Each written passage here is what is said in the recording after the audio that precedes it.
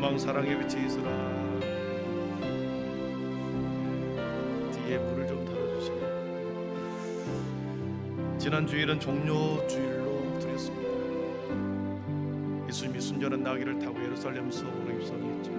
수많은 사람들이 양손에 종려나무 가지를 들고 환호성을 지르고 열광합니다.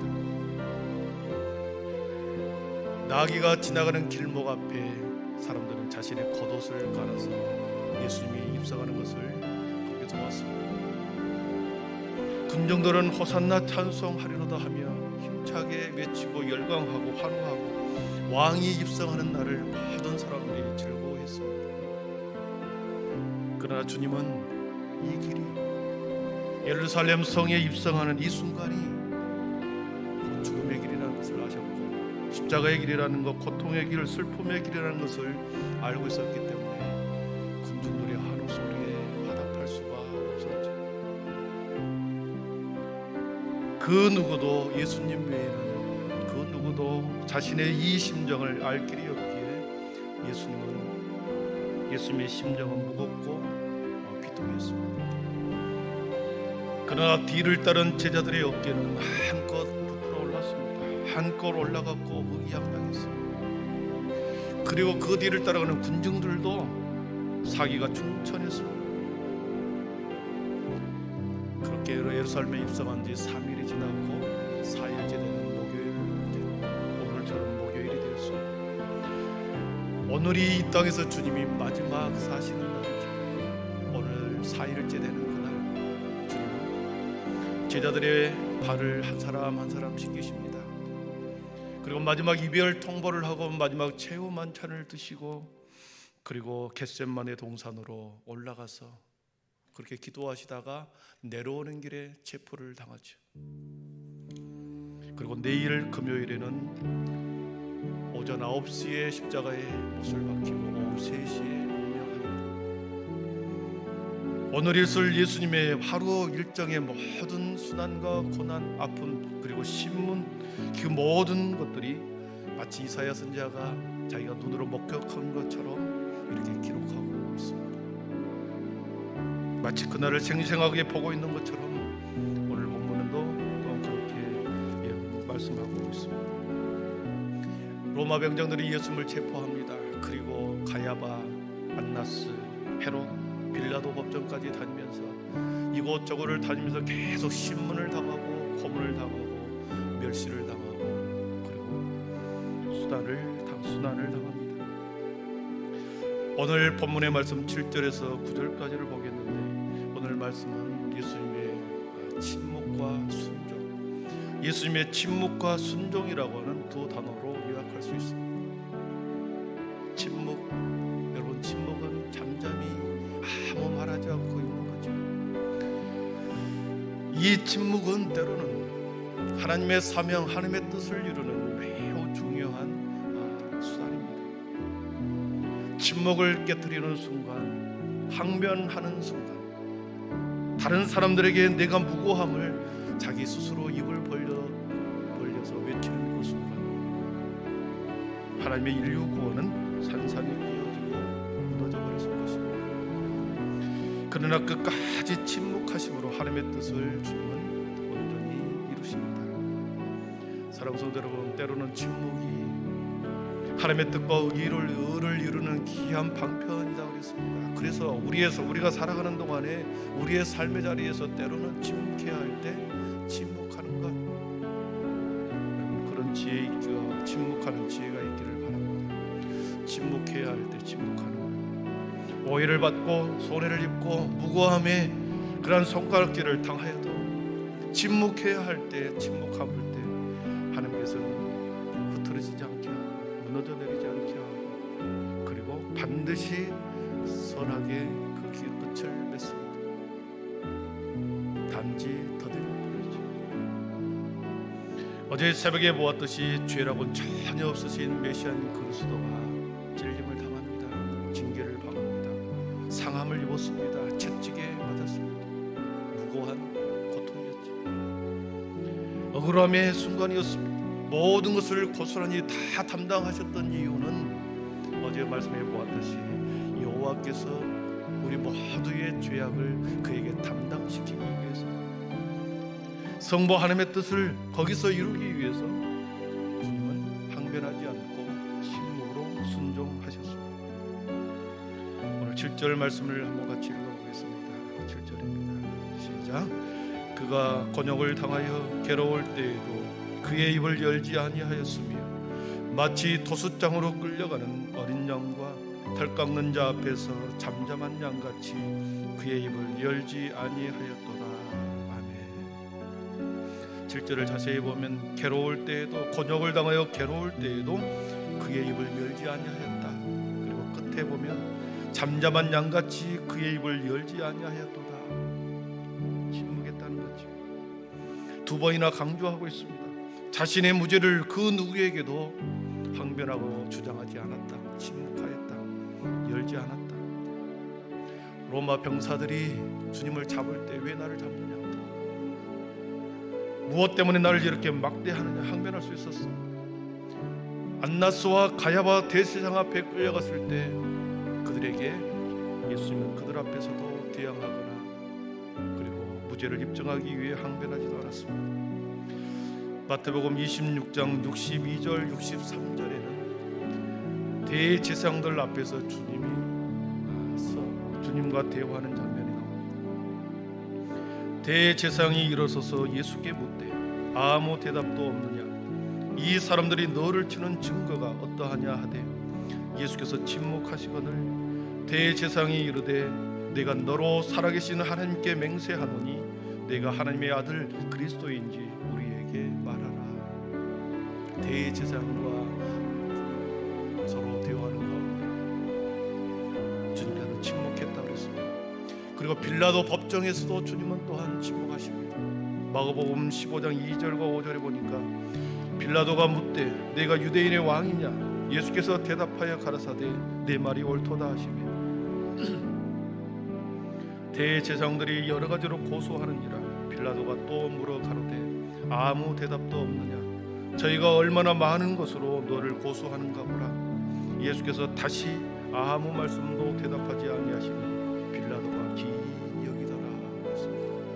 대제사장 앞에서도 그리고 빌라도의 법정에서도 주님은 침묵하셨습니다. 억울한 누명을 쓰면 누구나 사람들은 항변하거나 그리고 항의하고 소리를 지르게 되어 있습니다. 그러나 주님은 항변과 항의보다도 침묵인 것을, 더 강한 것이 침묵인 것을 보여주었습니다. 그리고 두 가지 예를 듭니다. 마치 도숫장에 끌려가는 어린 양과 같이 털 깎는 자 앞에서 잠잠한 양같이 그의 입을 열지 아니하였도다. 여러분, 도숫장은 도살장을 말하지요. 소와 개들도 도살장에 끌려가면 버틴다고 그러잖아요.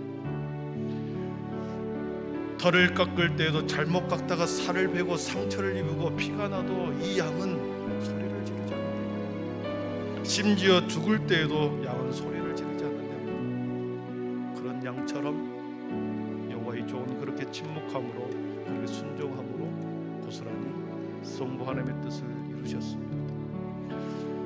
그런데 이 침묵은 언제 깨뜨려집니까? 부활로 깨뜨려집니다.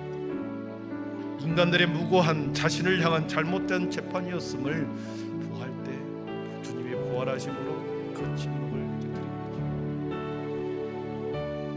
8절을 한번 같이 읽어봅니다. 8절입니다. 시작. 그는 곤욕과 신문을 당하고 끌려갔으나 그 세대 중에 누가 생각하기를 그가 살아있는 자들의 땅에서 끊어지면 마땅히 형벌받을 내 백성의 허물 때문이라 하였으리요. 했습니다. 이것도 수사의문입니다. 아무도 그 시대 사람들은 마땅히 형벌받을 내 백성의 허물 때문에 예수님이 죽었다, 아무도 그렇게 생각하지 않았다는 것이죠.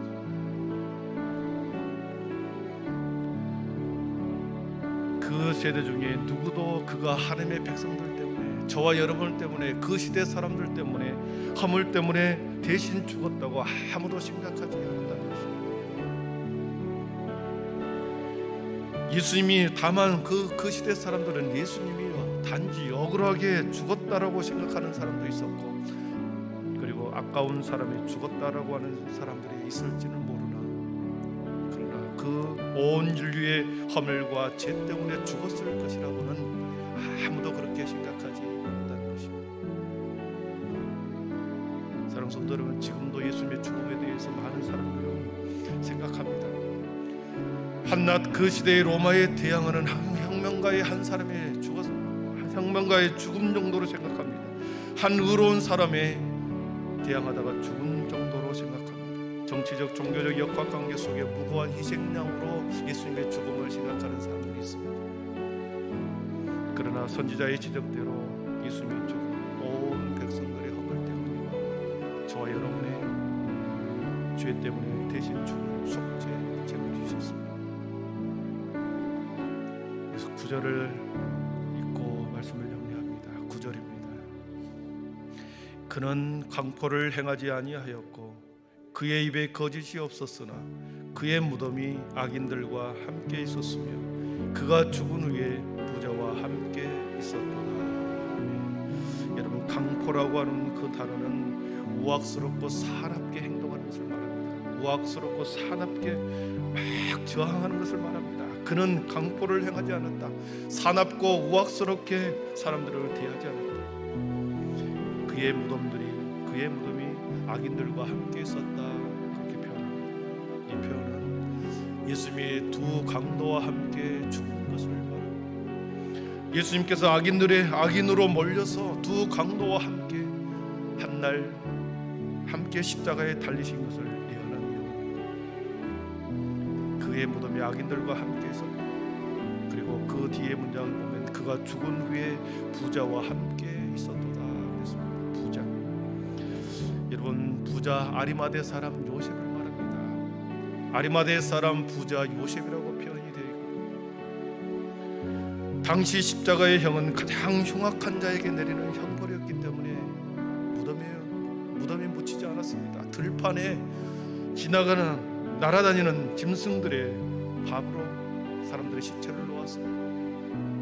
그래서 십자가형으로 죽은 그 사람에게 들판에 던져지는 것은 죽은 자에 대한 최대의 모욕이었습니다. 당시 종교 지도자들과 로마 군인들이 십자가형을 받은 죄인의 시신을 처리하는 것이어서 예수님을 마치 두 강도처럼 죄인처럼 그렇게 취급하고자 하는 의도가 있었습니다. 그러나 하나님은 사랑하는 아들 무고한 아들의 죽음을 그렇게 모욕을 당하지 않기 위해서 아리마대 사람 부자 요셉이 자신을 위해서 만들어 놓은 새 무덤에 예수님의 시체를 거기에 두셨습니다. 최소한의 예우지. 성부 하나님의 아들을 향한 마지막 배려가 아리마대 사람 부자 요셉의 무덤으로 예수님의 시체를 거기에 두게 하셨습니다. 그 말씀을 예언합니다.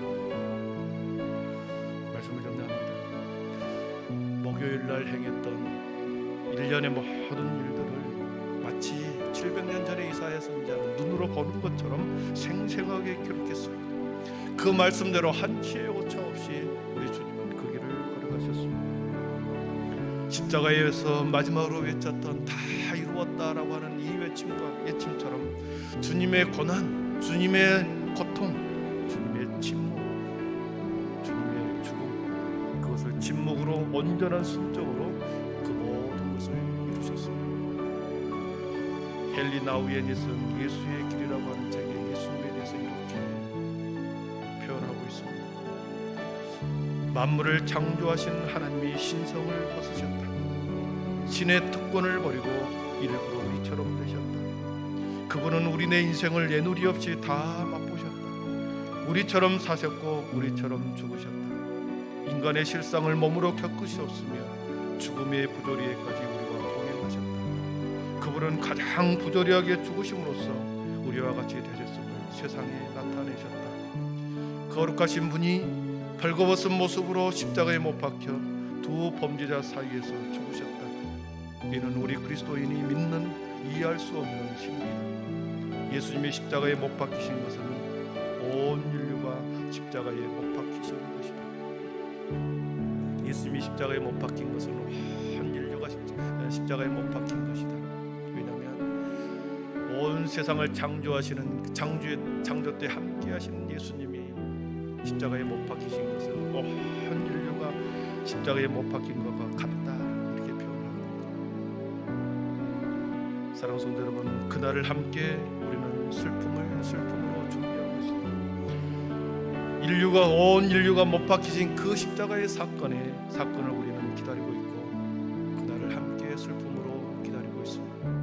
그러나 부활의 기쁨은 주님의 죽음의 슬픔을 상쇄하고도 남을 기쁨이기 때문에 또한 우리는 부활의 아침을 기다립니다. 오늘 하루 이 땅에서 마지막을 보내실 주님을 생각하면서 우리의 시간, 우리의 죽음, 우리의 구원, 그리고 우리의 부활을 한 번 더 묵상하는 귀한 한 날 되기를 축복합니다. 기도하겠습니다. 사랑의 하나님, 감사합니다. 마치 이사야가 예수님의 모든 과정을, 십자가의 모든 과정을 생생하게 지켜보는 것처럼 그렇게 예언하는 말씀을 보았습니다. 그 예언대로 주님은 오셨고, 그 예언대로 주님은 십자가의 길을 가셨고, 그 예언대로 모든 줄고와 모든 고통을 담당하시고 그 길을 다심으로 진묵과 순종으로 모든 뜻을, 하나님의 뜻을 이루셨습니다. 주님, 그 모든 것은 온 인류를 위한, 더 나아가 내 자신을 위한, 우리를 향한 대속의 죽음이었음을 우리는 고백합니다. 하나님, 그 십자가의 사랑이, 십자가의 은혜가 얼마나 귀한 것인지를 보았고, 하나님, 오늘의 삶 속에서도 다시 한번 우리의 구원의 은혜를, 그리고 십자가의 사랑을, 그리고 우리의 남는 시간을 계수하는 귀한 한 날 되게 하여 주시옵소서. 예수님의 이름으로 기도하옵나이다. 아멘.